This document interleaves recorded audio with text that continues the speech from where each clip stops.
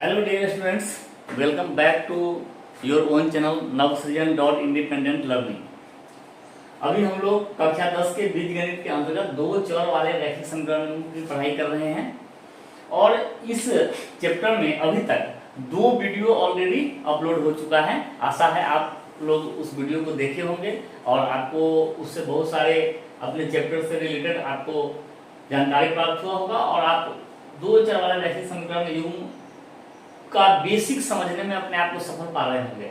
हम अभी तक जो दो वीडियो किए हैं उसमें पहला परिचय है, एक वीडियो में मैंने रैखिक समीकरण युग्म जो है उसके परिचय के बारे में बताया और जो दूसरा वीडियो हुआ था उसमें हमने प्रतिस्थापन विधि से हल के बारे में चर्चा किया था कि दो चर वाले रैखिक समीकरण युग्म को प्रतिस्थापन विधि से हम लोग कैसे हल करते हैं।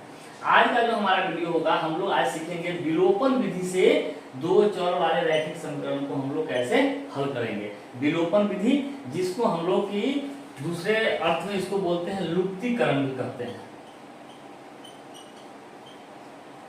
लुप्तीकरण विधि भी कहते हैं और इसको अंग्रेजी में कहते हैं एलिमिनेशन।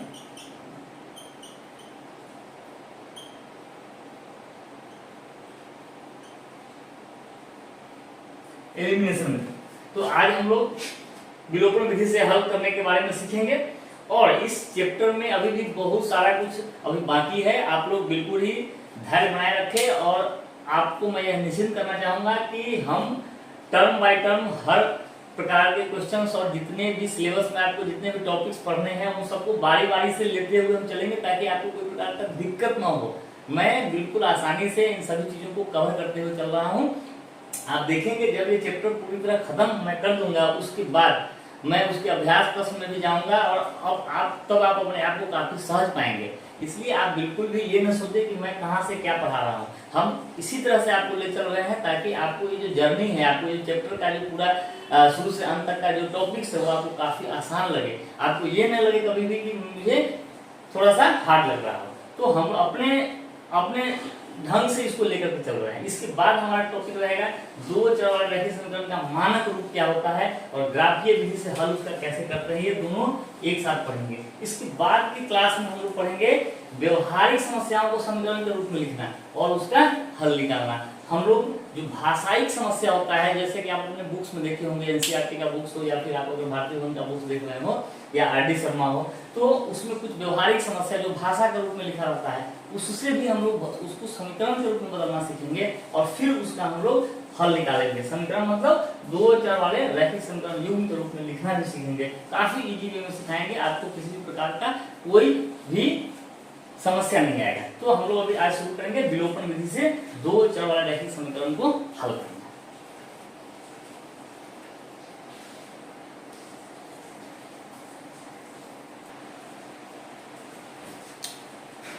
तो अभी हमारे पास एक रैखिक समीकरण युग्म दिया गया है, इसको हम लोग हल करना सीखेंगे किस विधि से? विलोपन विधि से। विलोपन विधि मतलब एलिमिनेशन मेथड जिसको अंग्रेजी में बोलते हैं।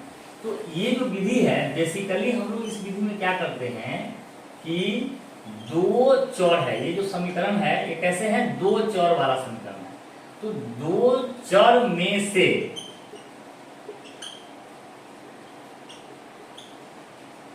किसी एक चर को विलुप्त करना है। इस मेथड में हमें करना क्या है कि दो चर में से किसी एक चर को विलुप्त करना है, वो चर को हमको यहां से हटाना है। हम लोग पहले ही ये चर्चा किए थे अपने परिचय वाले क्लास में कि दो चर वाले रैखिक समीकरण को सॉल्व करने के लिए अगर हम एक चर को किसी तरह से अगर हम हटा देते हैं तो हमारा जो समीकरण आता है एक चर में रहता है, वो उसको इजी करना हम लोग पहले ही उसको इजी करना सीखे हैं। तो प्रतिस्थापन विधि में हम क्या करते थे, एक चर का मान निकाल करके उस मान को दूसरे समीकरण में रख देते थे। तो इस प्रकार एक चर जो है खत्म हो जाता था और हमारा समीकरण जो है और आसान हो जाता था। यहाँ भी हम बेसिकली वही करेंगे, एक चर को यहाँ विलुप्त करना है। एक चर को हटाने के लिए हमको क्या करना है? विलुप्त करना है। विलुप्त का मतलब ये होता है, विलुप्त का मतलब यहाँ पे ये है कि हमको किसी न किसी संक्रिया से जोड़ घटाव गुना भाग हमारे मैथमेटिक्स का जो संक्रिया है वो 4 है, जोड़ घटाव गुना भाग। तो इस 4 प्रकार के संक्रियाओं के द्वारा हम एक चर को विलुप्त करेंगे, एक चर को खत्म करेंगे। तो कैसे होगा? तो ये काफी आसान ही है। अगर हम यहाँ 2 समीकरण दिया गया है, अगर हम इस समीकरण पर विचार करें तो यहाँ देखते हैं 3x 5y 4, 9x 2y 7। यहाँ x का गुणांक 3 है, y का गुणांक 5 है, अचर 4 है। इस दूसरे समीकरण में x का गुणांक 9 है, y का गुणांक 2 है और हमारा अचर 7 है। हमको 2 चर में से किसी एक चर को विलुप्त करने के बारे में सोचना है। ऐसा कोई फिक्स नहीं है कि x को करे या y को करे। अब हमको सोचना क्या है कि x और y का जो गुणांक है वह क्या एक दूसरे का फैक्टर है। हम लोग को इसलिए संख्या पद्धति इसके पहले पढ़ चुके हैं, तो हम लोग ये पता करेंगे कि x या y का जो गुणांक है, जो अचर इनके साथ लगा हुआ है दोनों समीकरण में, क्या किसी एक चर में ऐसा गुणांक है मौजूद जो एक दूसरे का फैक्टर हो, एक दूसरे का गुणनखंड हो। तो हम उनको आसानी से समान करेंगे और फिर जोड़ घटाव गुना भाग करके उसको हम विलुप्त कर लेंगे। तो अब हम यहाँ देखते हैं, यहाँ x का गुणांक 3 है, यहाँ x का गुणांक 9 है, यहाँ y का गुणांक 5 है, y का गुणांक यहाँ 2 है। तो 5 और 2 तो एक दूसरे के लिए क्या है? को प्राइम है, सह अभाज्य है। और 3 और 9 हमको इजीली मिल जा रहा है एक दूसरे का फैक्टर। अगर हम y को भी विलुप्त करना चाहेंगे तो y को भी कर सकते हैं, परंतु यहाँ हमको दोनों का कॉमन फैक्टर दोनों का एक कॉमन मल्टीपल निकालना पड़ेगा, फिर हम आगे बढ़ सकते हैं। हम लोग उस पर भी विचार करते हैं। पहले हम सिंपल सा जो स्टेप है उसमें जाएंगे। यहाँ x का गुणांक 3 है, यहाँ x का गुणांक 9 है। हम देखते हैं दोनों गुणांक एक दूसरे का फैक्टर है, या ये दोनों एक दूसरे का जो है, एक दूसरे के साथ दोनों का लसा और मसा आसानी से निकाला जा सकता है। तो हम क्या करेंगे, यहाँ भी 3x जो है और यहाँ 9x है, तो हम इसको 9 लाने का प्रयास करेंगे। तो 9 कैसे आएगा? तो यहाँ आपको जोड़ घटाव नहीं करना है, गुना भाग करके ही लाना है हर हाल में। तो हमको अगर देखते हैं यहाँ 3 से गुना करेंगे तो हमको 9 आ जाएगा। तो एक समीकरण में किसी भी संख्या से दोनों तरफ गुना या भाग करते हैं तो समीकरण का मान तो बदलता नहीं है। तो हम लोग लिखेंगे कि ये हम लोग को खुद से ऑब्जर्व करना है, ये खुद से देखना है कि x या y में से किसको विलुप्त करना हमारे लिए ज्यादा आसान हो रहा है। तो हम विलुप्त करने के बारे में सोचेंगे। अब हम देखते हैं, लिखेंगे समीकरण 1 में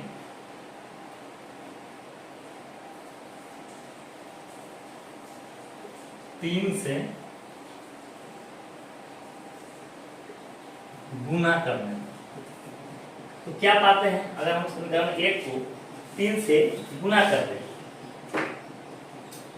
तो हम पाते हैं 3 से गुना कर रहे हैं 9x माइनस 15y बराबर हो जाएगा 12। इसको हम लोग मान लेंगे समीकरण 3। अब हम देखते हैं समीकरण 2 और 3 पे विचार करते हैं। यहाँ भी 9x है, यहाँ भी 9x है। अगर हम इन दोनों समीकरणों को आपस में ही जोड़ घटाव करें, पहले स्टेप में गुना या भाग करना है, दूसरे स्टेप में जब अचर समान आ जाए किसी एक चर का तो जोड़ या घटाव करना है, इसको याद रखिए।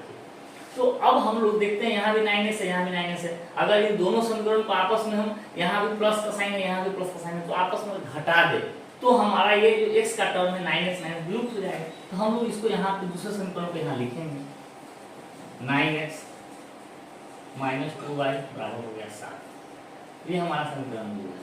अब क्या करेंगे, यहाँ पे लिखेंगे घटाने पर, क्योंकि विलुप्त करना है और ये विलुप्त करना हमको जितना दिख रहा है उसके हिसाब से दोनों का चर का साइन एक समान है तो घटा लेंगे। अगर साइन अलग अलग होता तो जोड़ लेते, तो घटाएंगे तो इसका यहाँ माइनस हो जाएगा, इसका प्लस हो जाएगा और इसका माइनस हो जाएगा।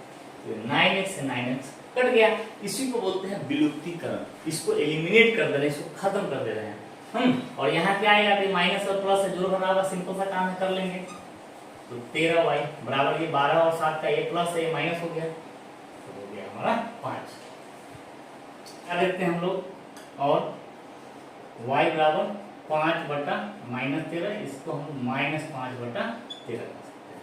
अब क्या करेंगे, y के इस मान को दोनों में से किसी एक समीकरण में रख देंगे तो हमको x का मान प्राप्त हो जाएगा। तो y का मान समीकरण 1 में हम रखते हैं। क्या पाते हैं, तो हमारा समीकरण एक पहले लिख लेंगे, 3x minus 5y equal to 4। तो 3x माइनस 5 इंटू माइनस 5 बटा 13 बराबर हो गया 4। तो 3x और इधर हो गया प्लस 4। तो 3x बराबर लिखेंगे 4 माइनस 25 बटा 13, ये हो जाएगा 52 माइनस 25 बटा 13। तो 3x बराबर हमारा होगा, इसको घटा लेंगे, 12 में से 5 गया 7, तो हो गया 4 में से हो गया 2, 27 बटा 13। तो x का वैल्यू हो जाएगा 27 बटा 40। ये हमारा इसका आंसर हो गया। तो इस प्रकार हम लोग देख सकते हैं कि विलोपित विधि जो है इसको भी हम लोग प्रतिस्थापन के ही तरह, ये भी काफी इजी ही है। करना क्या है, समीकरण को पहले गौर से देखना है, दोनों समीकरण को आप बिल्कुल ही ऑब्जर्व करिए। क्या देखिए कि चर के गुणांक किस तरह के हैं। x के गुणांक पहले समीकरण का, दूसरा समीकरण का x का गुणांक क्या है, y वाले गुणांक को भी ध्यान से देखिए। अब इस प्रकार आपको ये देखना है कि चरों के गुणांकों में कुछ रिलेशन है, दोनों में कुछ common factor, common multiple easily लाया जा सकता है। तो जिस चर का गुणांक इजीली विलोपित होने वाला हो, समान ला करके हम लोग को विलोपित करना है। तो जिस चर का गुणांक इजी वे में समान किया जा सकता हो उसको गुना या भाग करेंगे। क्या करेंगे, गुना या भाग करके पहले समान करेंगे चर को, फिर उसको जोड़ या घटाव करके हम लोग विलोपित कर देंगे।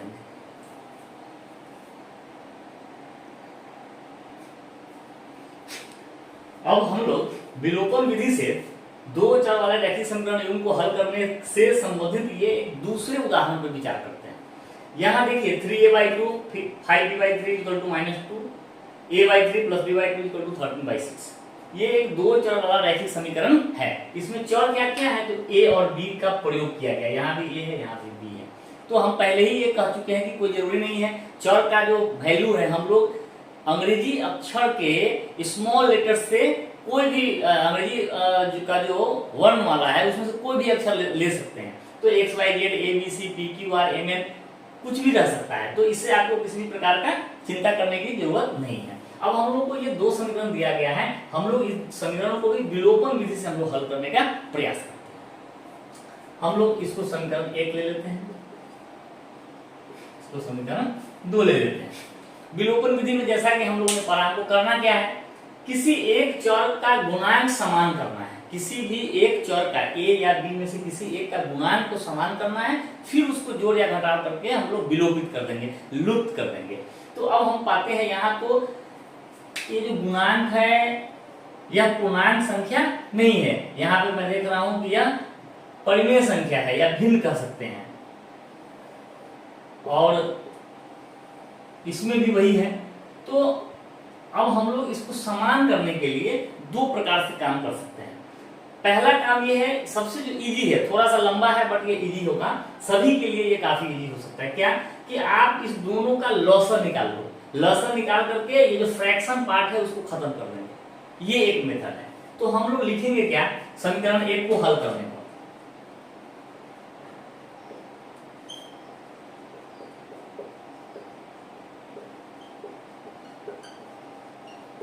क्या करेंगे हम लोग यहाँ पे एलसीएम ले लेंगे। तो 2 और 3 का एलसीएम हो जाएगा 6, और ये हो जाएगा 2 × 6, तो 3 से कटा, तो 3 में 3 से गुना कर देंगे 9 है। ये जो है 2 से कटा और ऊपर गुना होगा तो 10 भी इक्वल टू कितना है, -2 है। तो अब हम लिख सकते हैं और 9a - 10b इक्वल टू -12। ये हमारा एक तीसरा इक्वेशन है। उसी प्रकार से हम लोग समीकरण 2 को भी हल कर लेंगे। समीकरण 1 को हल नहीं लिखिए, सरल करने पर लिखिए। समीकरण 2 को सरल करने पर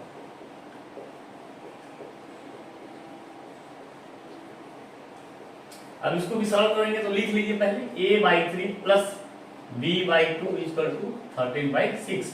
तो यहाँ भी लॉसर ले लेंगे 6, तो 3 × 6, 2 को गुना करेंगे, 2 × 6, 3 को गुना कर लेंगे। अभी 6 से 6 तो ऐसे ही कट गया, तो हमारा इक्वेशन क्या आया, 2a + 3b = 13। ये हमारा हो गया चौथा इक्वेशन। अब हम ये 3 और 4 में से किसी एक चर को विलोपित करने के बारे में हम लोग विचार करेंगे। तो हम देखते हैं यहाँ a का 9 है, b का 10 है, यहाँ a का 2 है और b का 3 है। तो 9 और 2 जो है ये भी एक दूसरे के लिए कोप्राइम है।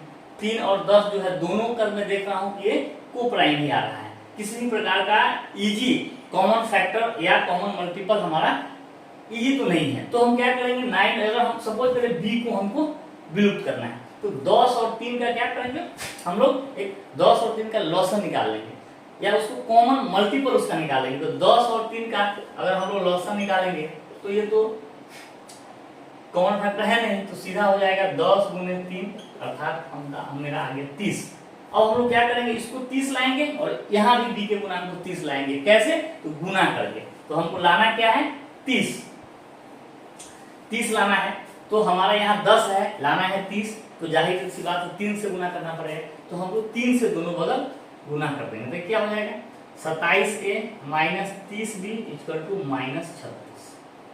और यहाँ अगर हम करेंगे तो 10 से गुना करना पड़ेगा। तो 10 से 2 को पहले गुना करेंगे तो ये हो जाएगा 20a प्लस 30b बराबर हो जाएगा 10 से इसको करेंगे तो 130। अब हम ये दो समीकरण को देखेंगे तो यहाँ भी 30 भी है, यहाँ भी 30 भी है। और दोनों का चिन्ह भी देखता हूँ, ये प्लस है और ये माइनस है, तो हमको दो जोड़ लेंगे। अगर दोनों का चिन्ह समान रहेगा तो यहाँ जोड़ कर लेंगे। अब हम इस इक्वेशन को यहाँ लिख देते हैं, 27a minus 30b equal to minus 36। ठीक है, ये तो हमारा इक्वेशन 4 ही है। और ये जो है हमारा इक्वेशन 3 है, ये 4 था। तो अब हम लोग क्या करेंगे, गुणांक तो समान ले आए हैं, तो बहुत बढ़िया है। अब हमको चिन्ह देखा तो प्लस माइनस मतलब अलग अलग चिन्ह है, तो लिख देंगे यहाँ पे जोड़ने पर। अब जोड़ेंगे तो ये तो कट जाएगा, यहाँ हो जाएगा 20 और 27, तो ये हो जाएगा 47a इक्वल टू, यहाँ माइनस हो जाएगा तो 10 में से 6 हो गया तो 4, और ये बच गया 12, 12 में से 3 गया 9, तो a का वैल्यू हो जाएगा 94/47 इक्वल टू हो गया 2। अब आप इस a का जो वैल्यू 2 आया इसको आप यहाँ पे रख देंगे तो b का वैल्यू भी काफी इजी ढंग से निकाल सकते हैं। ये मैं आप लोगों के लिए ही रखने दिया, आप इसको निकाल। तो एक मेथड तो हो गया, आप लॉसा करके ले आ सकते हो। हम लोग एक और दूसरे मेथड के बारे में भी चर्चा कर लेते हैं, जो कि इसमें हम लोग लगा सकते हैं। थोड़ा सा उसमें आपको सोचना ज्यादा पड़ेगा, बट ये विधि में लंबा है, सोचना कुछ नहीं है। हम लोग अब दूसरे विधि में आते हैं।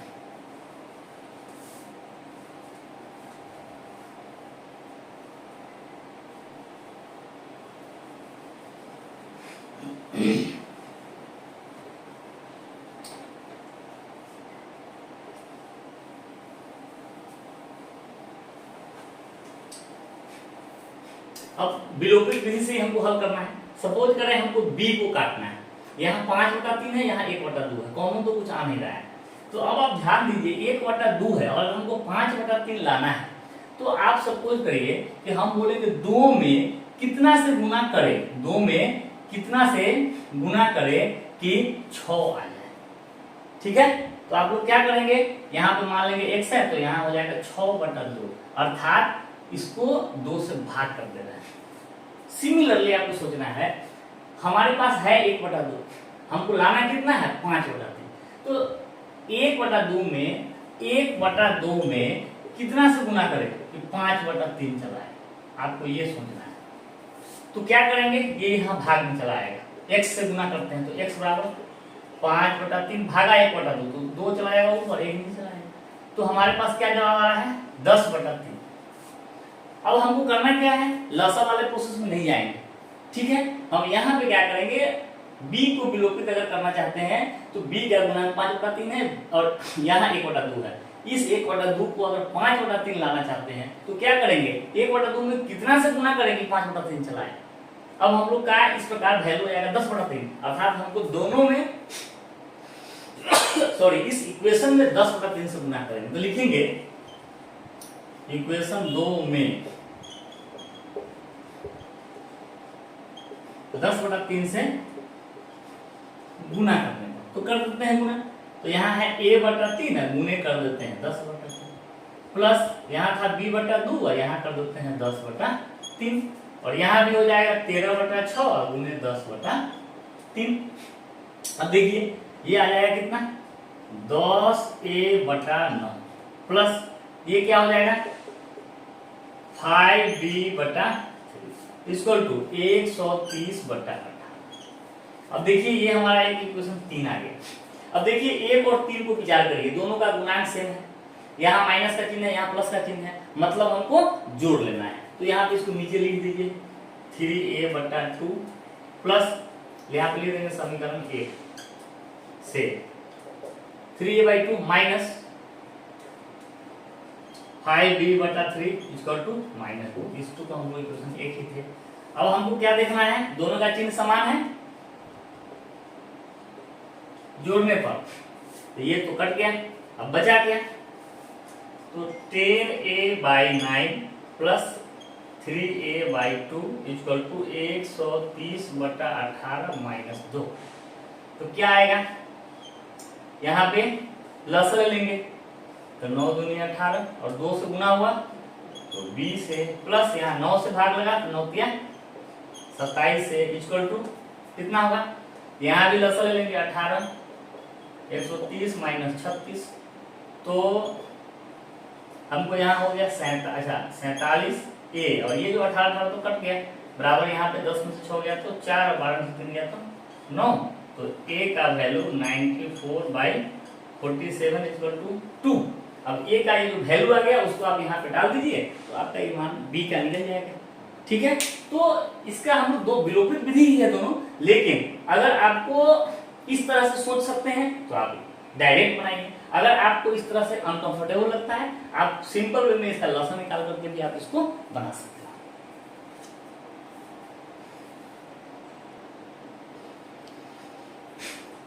अब हमारे पास एक अगला उदाहरण लेते हैं, दो चर वाले रैखिक समीकरण को हल करने के लिए, और ये विलोपन विधि से हम लोग हल करेंगे। क्वेश्चन क्या है हमारा, √2x + √3y = 0, √3x - √8y = 0। अब इसको हमको हल करना है, किस विधि से हल करना है, तो विलोपन विधि से। यहां भी हम लोग सेम ही करेंगे, क्या करेंगे, किसी एक चर को विलोपित करना है, तो एक चर को विलोपित करने के लिए उसके गुणांक को देखना है। क्या देखना है, गुणांक को, x के गुणांक को और y के गुणांक को देखिए। यहाँ √2 है, √3 है, √3 है, √8 है। आप देखिए कि कैसे हम किसका गुणांक जो है एक दूसरे का कॉमन फैक्टर, कॉमन मल्टीपल या लॉसर या मॉसर निकालना आसान होगा। तो यहाँ 3 और 8 है, बड़ी संख्या है, यहाँ 2 और 3 छोटी संख्या है। ठीक है, और अगर हम देखते हैं कॉमन फैक्टर तो यहाँ भी नहीं है, कुछ यहाँ भी नहीं है, तो हम ये पाते हैं कि हमको छोटी संख्या को अगर लेके चले तो गुना भाग कम करना पड़ेगा। तो इसी को विलोपित करने के बारे में सोचते हैं। तो यहाँ √2 है, यहाँ √3 है, कैसे लाएंगे, तो हम लोग सिंपल वे में क्या करेंगे, 2 और 3 का लसा निकालेंगे तो क्या आता है 6।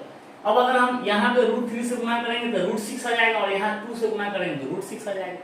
तो हमारा √2 से गुना करेंगे तो इस प्रकार हमारा समान गुणांक वाले चर आ जाएंगे। तो हम लोग लिख देंगे इक्वेशन 1 में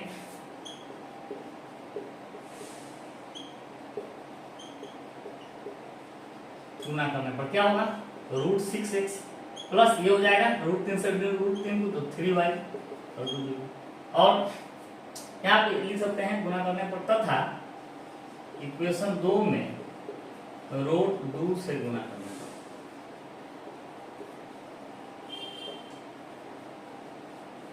तो क्या होगा, यहाँ √6x माइनस 2 से गुना करेंगे तो √16y = 0। ये हमको अब 3 मान लेते हैं, इसको हम लोग 4 मान लेते हैं। अब हम क्या पाते हैं, हमारा x वाले का गुणांक समान आ गया है और दोनों का चिन्ह क्या है, सेम है। तो आपको क्या करना पड़ेगा, घटाना पड़ेगा ताकि दोनों का चिन्ह अलग हो जाए। तो ये तो 0 है, इसको हम प्लस करते हैं, इसको माइनस करते हैं, खत्म। अब यहाँ क्या हुआ, 3y प्लस √6, तो इसका रूट अगर हम सॉल्व कर लेंगे तो 4y = 0।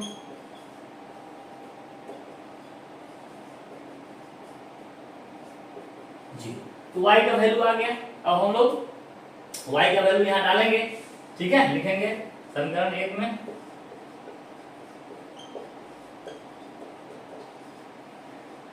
y का मान रखने पर तो हम क्या पाते हैं, √2x + 0 = 0, तो x का वैल्यू भी हो जाएगा 0। तो इस प्रकार इस समीकरण का हल क्या आया, x = 0 और y = 0 एक हल आ गया। ठीक है, तो हम लोग देखते हैं विलोपित विधि से एक ही कंसेप्ट है कि आपको किसी भी चर का गुणांक को देखना है दोनों समीकरण में, और आपको ये पता लगाना है कि क्या समान है। अगर समान नहीं है तो कॉमन फैक्टर, कॉमन मल्टीपल, लॉसा या मौसर निकालना किसमें आसान रहेगा, तो जिसमें आसान रहेगा उसको लॉसा मौसर करके आप लोगों को समान कर देना है, और समान करने के बाद जोड़ घटाव करके विलुप्त करना है। इस प्रकार से आप इसका वैल्यू निकाल पाओगे।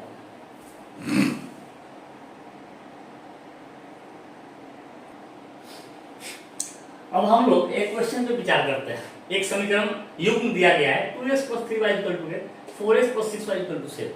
हम लोग इसको विलोपित विधि से ही, विलोपन विधि से हल करने का प्रयास करते हैं। तो हम लोग देखते हैं यहाँ 2 है, 4 है, यहाँ 3 है और 6 है।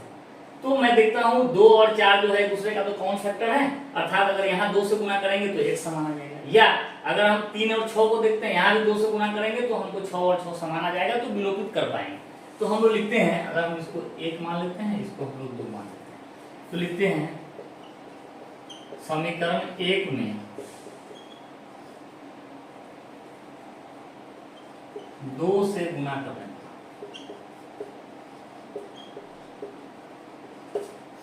क्या पाते हैं, तो ये हो जाएगा 4x + 6y = 8, और इसको हम मान लेते हैं 3, और हमारा दूसरा समीकरण है 4x + 6y = 7। ये होगा हमारा दूसरा। अब हम देखते हैं इसका दोनों का चिन्ह समान है, क्या करेंगे, घटाएंगे, तो माइनस माइनस माइनस, तो 4x 4x कट गया। अब ये 6y से 6y भी कट जा रहा है, तो बचा क्या, 0, और यहाँ क्या बचा, 8 के साथ 1। अब इसका क्या हल निकलेगा, एक साइड में 0 और एक साइड में 1 आ गया, और दोनों में बराबर का समान चिन्ह भी आ गया, तो 0 = 1 क्या कभी संभव है, सॉरी यहाँ पे 16 हो जाएगा, और यहाँ पे आपका 9 होगा। तो 0 = 9 क्या संभव है, 0 = 9 तो संभव नहीं है। तो हम ये पा रहे हैं कि इस क्वेश्चन का कोई हल हमको आ ही नहीं रहा है। x का वैल्यू या y का वैल्यू कुछ अगर हम विलोपित करने जाते हैं तो दोनों का दोनों विलोपित हो जाता है, तो यहाँ पे इस समीकरण का तो हल ही नहीं निकाल पाएंगे। तो अब हमारे सामने एक क्वेश्चन आया कि क्या सभी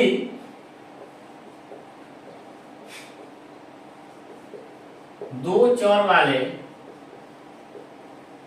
रैखिक समीकरण का हल संभव है, रैखिक समीकरण युग्म का हल संभव है। हम इस बात पे विचार करेंगे।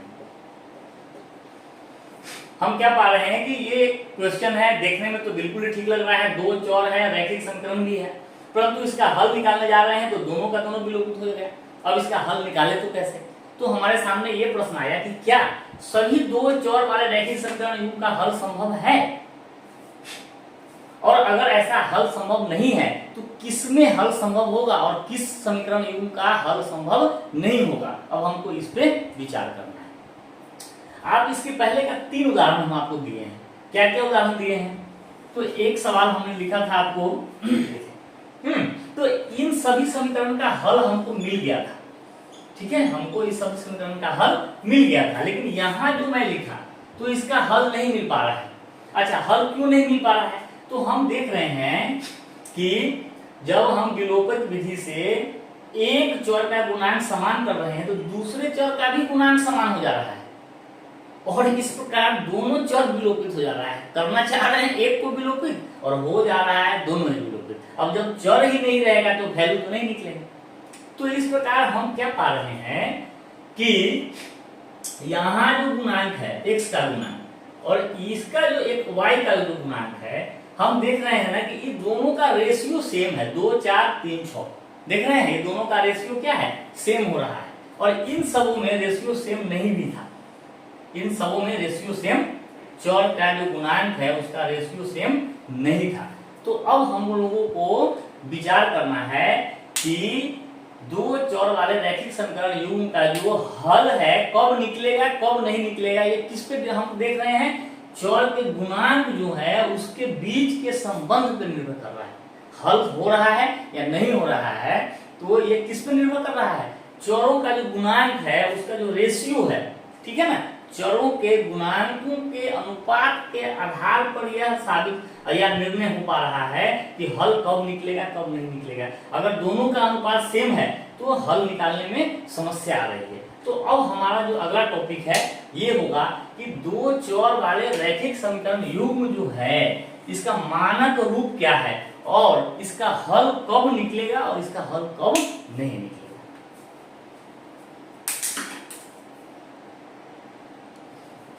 तो अब हम लोग विचार करेंगे कि दो चर वाले रैखिक समीकरण युग्म का मानक रूप क्या होगा और हल की शर्त क्या है, कब इस प्रकार के समीकरण युग्म का हल निकल पाएगा और किस परिस्थिति में इसका हल संभव नहीं हो पाएगा। तो सबसे पहले हम लोग विचार करते हैं मानक रूप पे, जिसको हम अंग्रेजी में क्या कहते हैं, स्टैंडर्ड फॉर्म। दो चर वाले रैखिक समीकरण युग्म का मानक रूप क्या हो सकता है या क्या होता है। तो अभी तक हम लोग जितना उदाहरण पढ़े हैं, जितना सारा क्वेश्चंस को हम लोगों ने देखा, उसमें हम लोग क्या देखा, दो चर वाले रैखिक समीकरण, और हम लोग जो परिचय पढ़ा था, परिचय वाले वीडियो को आप निश्चित रूप से देख लें। तो ऐसे समीकरण जो होंगे उसमें दो चर होगा और चरों का घात जो है वह एक होगा, तभी हमारा ये दो चर वाला रैखिक समीकरण युग्म है। कहने का मतलब क्या है, जो मानक रूप होगा व्यापक रूप में वो कैसा देखने को होगा, तो ये होता है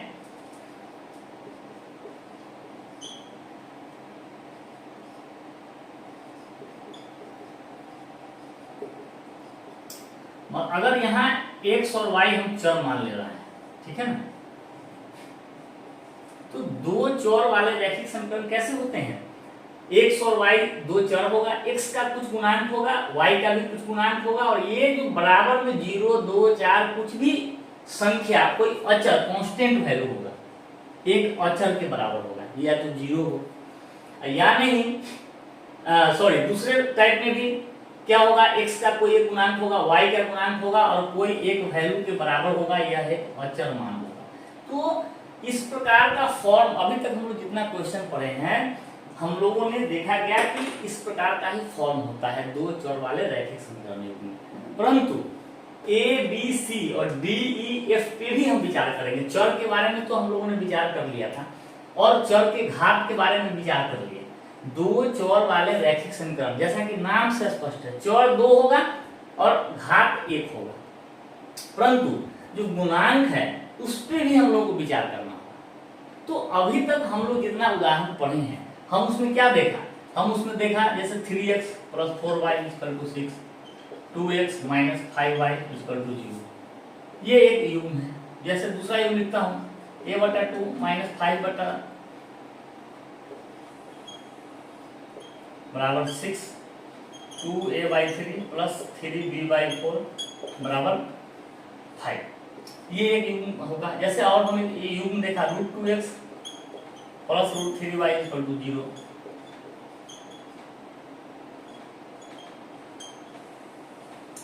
ये एक युग्म होगा। तो हम देखते हैं चर का जो गुणांक है वह पूर्णांक के रूप में हो सकता है, धनात्मक पूर्णांक, ऋणात्मक पूर्णांक, परंतु जीरो नहीं होगा, जीरो नहीं होगा। अगर चर जीरो हो जाएगा, सॉरी गुणांक अगर किसी भी चर का जीरो होगा तो वो तो चर ही नहीं रह पाएगा। तो जब चर नहीं होगा, अगर एक चर उसमें रिफ्लेक्ट ही ना हो, तो इसका मतलब दो चर रह नहीं पाएंगे। तो ये समीकरण का जो है हम जो चैप्टर पढ़ रहे हैं उस प्रकार का कैटेगरी में नहीं आ पाएगा। तो चर जो है पूर्णांक वगैरह हो सकता है, लेकिन ये शून्य नहीं हो सकता है, शून्य के अलावा कोई पूर्णांक रह सकता है। फिर हमने देखा फ्रैक्शन के रूप में है, मतलब परिमेय संख्या के रूप में है। तो परिमेय संख्या में तो जीरो भी शामिल है। तो हम लोग ये देखते हैं जीरो को छोड़ करके कोई भी परिमेय संख्या गुणांक के रूप में रह सकता है। या फिर हम लोग देखते हैं कि अपरिमेय संख्या भी गुणांक के रूप में रहते हैं, तो भी उसका हल हम लोग निकाल पाए हैं।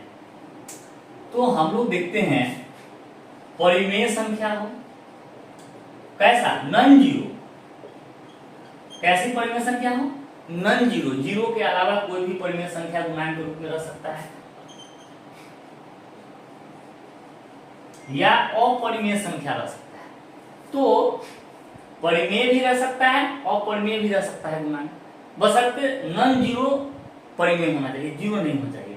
तो हम लोग अभी तक जितनी संख्याओं के बारे में पढ़े हैं, परिमेय संख्या और अपरिमेय संख्याओं का जो समूह है, ये सारे के सारे संख्या मिलकर क्या कहलाते हैं, वास्तविक संख्या। तो यहाँ जो चर है a, b, d, e sorry चर के जो गुणांक है ए बी डी ई ये सब जो है कैसे संख्या होना चाहिए, तो वास्तविक संख्या होगा। कैसा संख्या होगा, वास्तविक संख्या रहेंगे तो इसका हम लोग हल कर पाएंगे। और इसका शर्त क्या है कि ए चाहे बी जो है वो 0 के बराबर न हो, और इस इक्वेशन में क्या शर्त हो सकता है, बी चाहे ई 0 के बराबर नहीं, अर्थात नॉन जीरो रियल नंबर होना चाहिए। क्या होना चाहिए,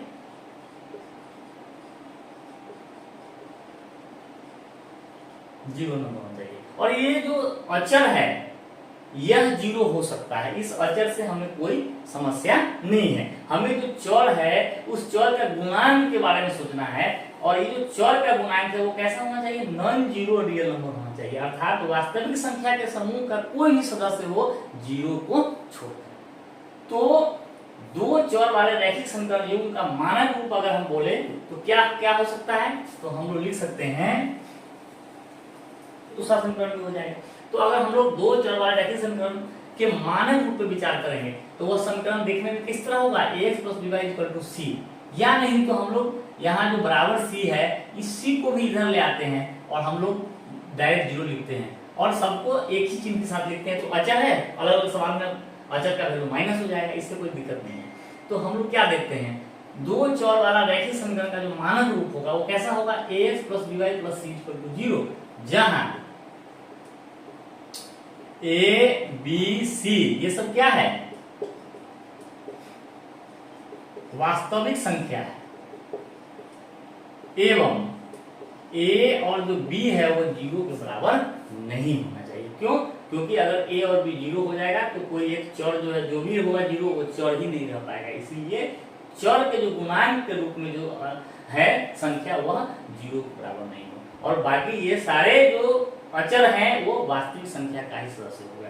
तो ये हमारा दो चर वाला रैखिक समीकरण का मानक रूप है। ठीक है, अब हम आते हैं किस पे, हल की शर्तें, किस परिस्थिति में हल जो है निकलेगा और किस परिस्थिति में हल नहीं निकलेगा।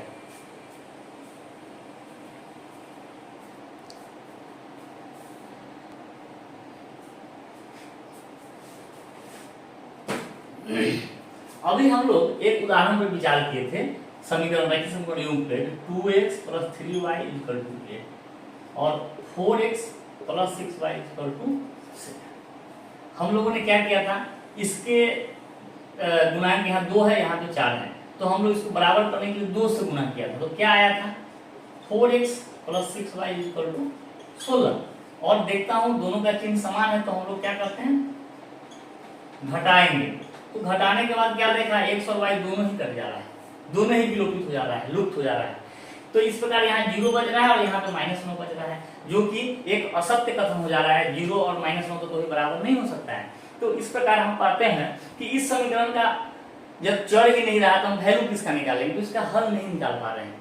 तो हम लोग इस दोनों समीकरण में अगर विचार करें तो हम क्या पाते हैं, ये दोनों समीकरण में जो x का गुणांक है ये देखिए, और यहाँ जो x का गुणांक है 2 × 4 3 × 6 समान रेशियो में। इसका मतलब है ये हल होने और न होने के लिए जो चरों के गुणांक है उसका रेशियो ही मायने रखता है। तो इस प्रकार से हल की जो शर्त है समीकरण युग्म में वह इस प्रकार है। अगर हम समीकरण युग्म लिखते हैं ax + by + c = 0 और दूसरा एक समीकरण है dx + ey + f = 0, तो ये दो समीकरण हल, तो हम लोग क्या देखते हैं कि रैखिक समीकरण युग्म के हल होने के लिए जो सारा का सारा खेल है वो किस पे है, ये जो चरों के जो गुणांक है दोनों समीकरण में चर के गुणांक का जो रेशियो है उसके ऊपर ही डिपेंड करता है। आपने पहले वाले उदाहरण से देखे हैं।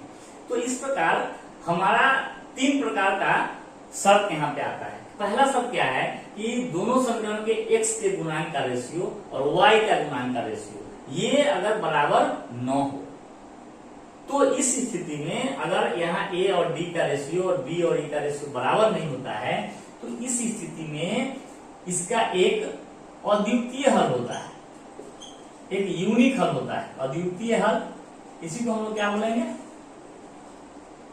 Unique solution. क्या बोलेंगे? यूनिक सॉल्यूशन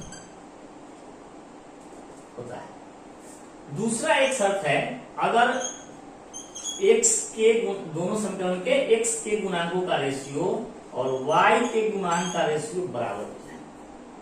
अगर ये दोनों बराबर हो जाए तब हम लोग अचर के गुणांक को भी देखेंगे।